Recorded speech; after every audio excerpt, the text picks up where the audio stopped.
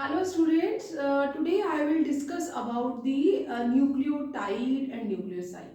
अपने previous video lecture में मैं ऑलरेडी आपके साथ न्यूक्लिक एसिड्स के बारे में डिस्कस कर चुकी हूँ. So what are the nucleic acids. So nucleic acids कौन कौन से हैं हमारे पास. न्यूक्लिक एसिड जो है वो दो तरह के होते हैं, that is the DNA and RNA.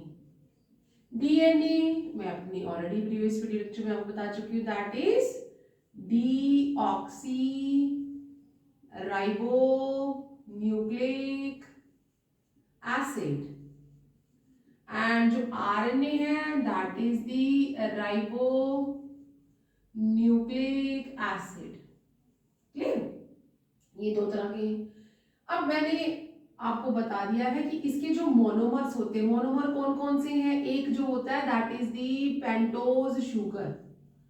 एक इसका मोनोमर कौन सा है, पेंटोज शुगर. दूसरा मोनोमर क्या है, हेट्रोसाइक्लिक नाइट्रोजिनस बेस. और जो बेस है वो प्यूरिन या पिरिमिडिन हो सकते हैं. And third one is phosphoric acid. Phosphoric acid. तो जब भी ये आपस में ये तीनों मोनोमर जब ज्वाइन होंगे तो हमें क्या देंगे, ये हमें आपस में जब ज्वाइन हो जाते हैं, जब शुगर और नाइट्रोजनस बेस आपस में ज्वाइन होता है तो हम क्या कहते हैं, क्या बन गया, न्यूक्लियोसाइड. क्या बना, न्यूक्लियोसाइड. और जब ये तीनों आपस में जुड़ जाते हैं, when all of these three are joined together, जब ये तीनों आपस में जुड़ जाते हैं तो हम क्या कहते हैं, न्यूक्लियोटाइड. सो ये डिफरेंस है. न्यूक्लियोसाइड मीन्स जब pentose sugar and nitrogenous base आपस में ज्वाइन होता है, किसके थ्रू ज्वाइन होता है, थ्रू ग्लाइकोसिडिक लिंकेज. ठीक है. तो वो क्या बनता है, न्यूक्लियोसाइड. और जब ये नाइट्रोजनस जब ये हमारा न्यूक्लियोसाइड जो है फॉस्फोरिक एसिड के साथ जुड़ जाता है तो क्या बनता है, न्यूक्लियोटाइड. अब जैसे कि अगर हम डीएनए की बात करें, डीएनए में कौन सा शुगर होगा, दैट इज दी यहाँ पे 2-डीऑक्सी पेंटोज शुगर जो यहाँ पे है. तो हमने किस तरह से बना रहे हैं, जो यहाँ पे है that is O ऑक्सीजन है and then we are having this type of structure. यहाँ पे जो पेंटोज शुगर है वो कैसा होता है, बीटा. अगर बीटा है तो जो फर्स्ट कार्बन है उसमें हाइड्रोक्सिल ग्रुप जो है वो किधर होगा, लेफ्ट हैंड साइड पे. और ये क्योंकि 2-डीऑक्सी है और सेकेंड कार्बन पे ऑक्सीजन जो है वो रिमूव हो चुका है तो यहाँ पे उसके रिमूवल के कारण, एंड थर्ड पे OH जो है बाहर की तरफ रहेगा और फोर्थ पे यहाँ पे H रहेगा और CH2OH. तो ये हमारा क्या हो गया है, this is the pentose sugar. इसका नाम क्या हो जाएगा, 2-डीऑक्सी. सेकेंड कार्बन पे ऑक्सीजन रिमूव हो गया, 2-डीऑक्सी राइबोज. ये है हमारा शुगर जो कि डीएनए में पार्टिसिपेट करता है. Then we are having nitrogenous base. जैसे नाइट्रोजनस बेस जो यहाँ पे होंगे वो 4 टोटल बेस होंगे. तो 4 तरह के नाइट्रोजन, डीएनए का मैं स्ट्रक्चर बता रही हूँ आपको. डीएनए में 4 तरह के हमें जो बेस मिलेंगे. एक वहां पे कौन सा बेस होगा, दैट इज दी एडेनाइन. और कौन सा होगा, एडेनाइन के बाद में कौन सा होगा, दैट इज दी गुनाइन. ये दोनों कैसे, कौन से बेस है, प्यूरिन. यहाँ पे फ्यूज्ड रिंग होंगी. और कौन सा होगा, थायमाइन. और थायमाइन के साथ में कौन सा होगा, साइटोसाइन. ये दोनों क्या है, पिरामिडिन. ठीक है. तो जो डीएनए है, डीएनए में पिरामिडिन, डीएनए में हमारे पास टोटल 4 नाइट्रोजनस बेस होंगे. और एडेनाइन का स्ट्रक्चर कैसा होता है, ये फ्यूज रिंग है. हम इस तरह से पहले बेंजीन की जैसे रिंग बना लेंगे और उसके सेकेंड और फोर्थ पोजीशन पे नाइट्रोजन लगा देंगे. Then we are having 1 nitrogen here की फ्यूज रिंग है. और इस तरह से ये जो स्ट्रक्चर है, बाकी सभी ज्वाइंट पे C होगा.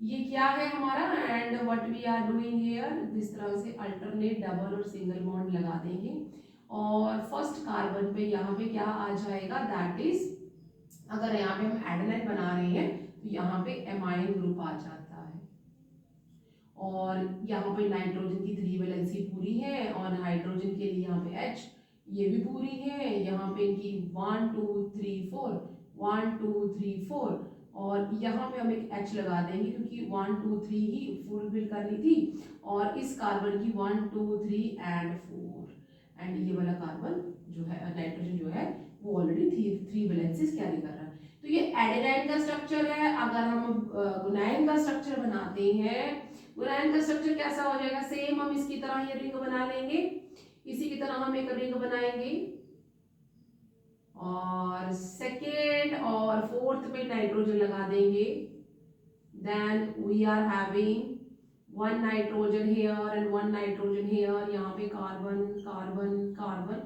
कार्बन और कार्बन।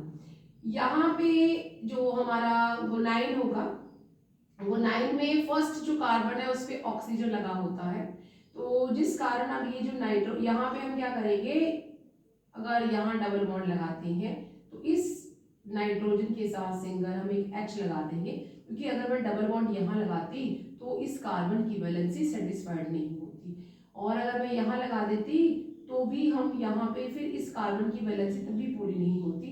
तो हम क्या करेंगे, सिंपल यहाँ पे क्या लगा देंगे, यहाँ पे हम लोग लगा NH2, हमने यहाँ पे एक NH2 लगाना है,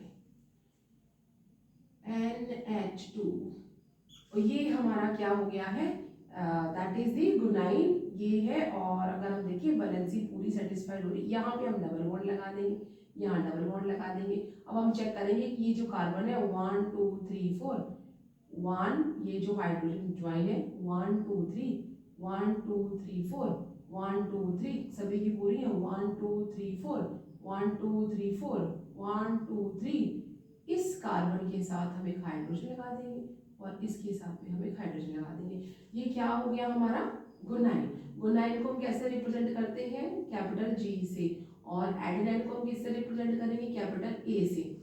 These two purine are present in the DNA। अब हम इसमें पिरिमिडिन कौन कौन से हैं, थायमाइन एंड साइटोसाइन। तो थायमाइन का स्ट्रक्चर कैसा होता है, हम इसमें सिंगल रिंग है, हम ऐसे एक सिंगल रिंग बना देंगे, सेकेंड कार्बन पे और सेकेंड पोजीशन पे और फोर्थ पोजीशन पे हम नाइट्रोजन लगा देंगे और यहाँ पे हमने बाकी सभी जगह पे कार्बन फिट कर देने।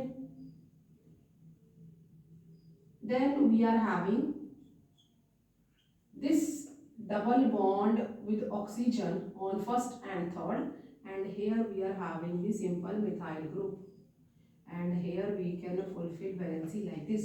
तो अभी हम चेक करेंगे कि कौन से जो कार्बन है जिसकी वैलेंसी जो है वो पूरी नहीं हुई है।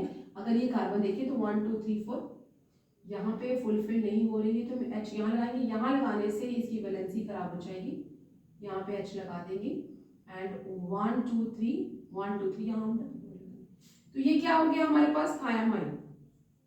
ये थायामाइन है जिसे हम लोग कैपिटल T से रिप्रेजेंट करते हैं। And one more thing we have to draw here, that is cytosine. Cytosine हमने यहाँ पे बनाना है एंड साइटोसाइन भी थायामाइन की जैसा बनेगा।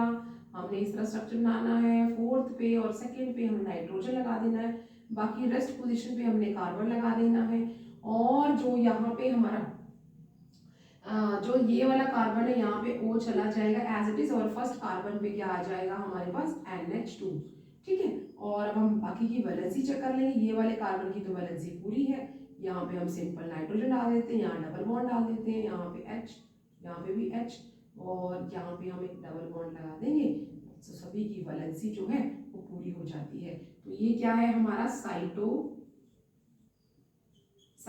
इसको हम कैपिटल C से डिनोट करते हैं। ये 4 बेस जो है वो DNA में पाए जाएंगे और ये शुगर पाई जाएगी और साथ में फॉस्फोरिक एसिड। फॉस्फोरिक एसिड क्या है, phosphoric acid that is H3PO4। कैसे बनाएंगे, PO OH OH and OH, ये फॉस्फोरिक एसिड है। जैसे लिखा शुगर जब नाइट्रोजनस बेस के साथ मिलेगी थ्रू फर्स्ट कार्बन तो क्या बनाएगी, न्यूक्लियोसाइड। तो ये शुगर है, शुगर के इस पोजीशन पे ये जो फर्स्ट कार्बन है C1 है, देन C2 है, देन C3 है, देन C4 है और ये C5 है, यहाँ पे हमने बेस लगा देना है। कोई भी आप बेस, हम यहाँ पे सिंपल ऐसे लिख देते कि बेस आ गया, ये बेस है। जब भी यहाँ बेस जुड़ गया फर्स्ट कार्बन पे तो क्या बन गया, न्यूक्लियोसाइड। और अब जब ये फिफ्थ कार्बन पे फॉस्फोरिक एसिड जुड़ेगी P O dash O dash, तो जब ये यहां से जुड़ गई है तो क्या बन गया, दिस इज कॉल्ड न्यूक्लियोस्टाइड। पहले न्यूक्लियोसाइड बना जब सिर्फ बेस और पेंटोज शुगर जुड़ रही है, जब फिफ्थ कार्बन के साथ फॉस्फोरिक एसिड जुड़ रही है थ्रू यहाँ पे जो लिंक बन रहा है between phosphor and fifth carbon के बीच में, तो उसे हम क्या कह देते हैं, दैट इज ए न्यूक्लियोटाइड। अब ये पूरा क्या हो गया है, दिस इज द न्यूक्लियोटाइड। और जब सिर्फ बेस और शुगर जुड़ेगा तो देन न्यूक्लियोसाइड। तो आप आज के लिए इतना ही, these are the 4 bases and here is the phosphoric acid. आज के लिए इतना ही, मिलते हैं नेक्स्ट वीडियो में। Till then you take care, bye bye.